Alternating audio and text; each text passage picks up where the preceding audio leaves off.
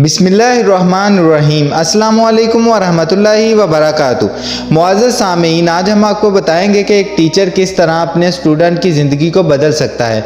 एक उस्ताद के चंद अल्फाज अपने स्टूडेंट के मुस्तकबिल को संवार सकते हैं। ये एक सिंध के मुसन्नफ़ की तहरीर का उर्दू में तर्जमा है। वो लिखते हैं कि हम 1988 में जब 9वीं क्लास में पढ़ते थे, उस वक्त स्कूल की वर्दी में ऊँट के रंग की शलवार कमीज़ और सफ़ेद जूते होते थे। हेड मास्टर साहब वर्दी के मामले में बहुत सख्ती से पेश आते थे, इसलिए तमाम तलबा वर्दी पहनकर आते थे, सिवाय एक दो के जो गरीब थे।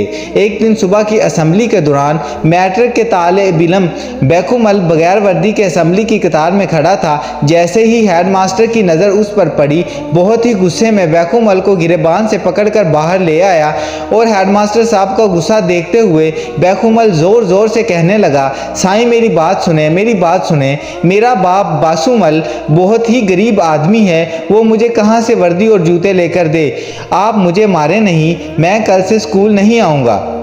हेड मास्टर साहब गुलाम हैदर खोखर ने उसे छोड़ दिया और स्टेज पर चढ़कर तमाम तलबा से मुखातिब होते हुए कहा, असम्बली के बाद बैकुमल एक एक क्लास में आएगा।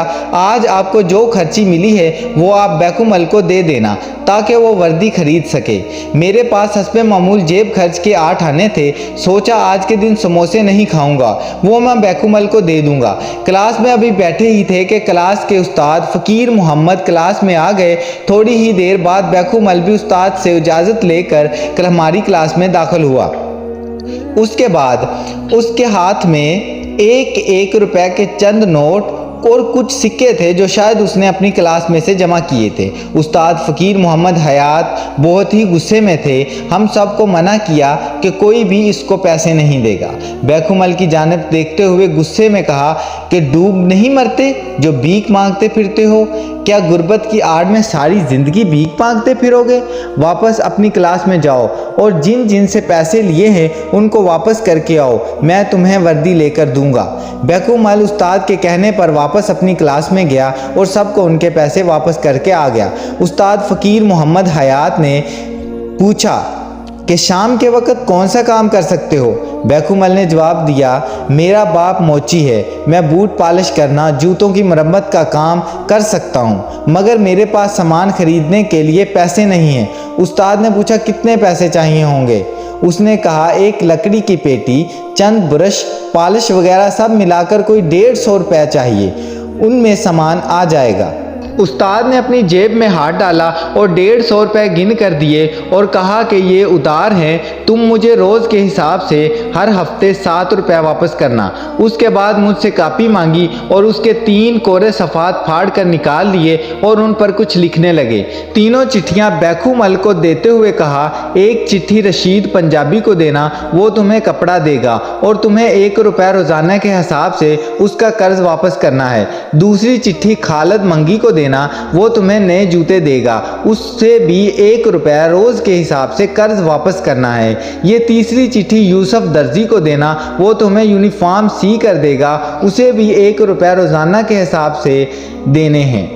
4 रुपये कर्ज उतारने के लिए तुम्हें हर सूरत में इतना कमाना है ताकि तुम कर्ज चुका सको और इसके बाद तुम्हें अपनी मेहनत के ज़रिए आगे बढ़ना है। एक बार भीख मांगने की आदत पड़ गई तो सारी ज़िंदगी भीख मांगते गुजरेगी। बैकुमल वादा करके चला गया। बाद में उस्ताद ने हमें कहा कि आप लोग अपने जूतों की मरम्मत और बूट पॉलिश वगैरह हमेशा बैकुमल से करवाया करें। वक्त तेज़ी से गुजर गया, 12 साल पलक चपकते गुजर गए। 1999 में हाई स्कूल के ग्राउंड में 10वीं के तालिब इल्मों की अलविदाई पार्टी हो रही थी। उस्तादों के साथ शहर की मुअज़्ज़िज़ीन को भी दावत थी। तकरीर करने के लिए शहर की एक बड़ी फ्लोर मिल के मुअज़्ज़िज़ जनरल मैनेजर बैकुमल को दावत दी गई।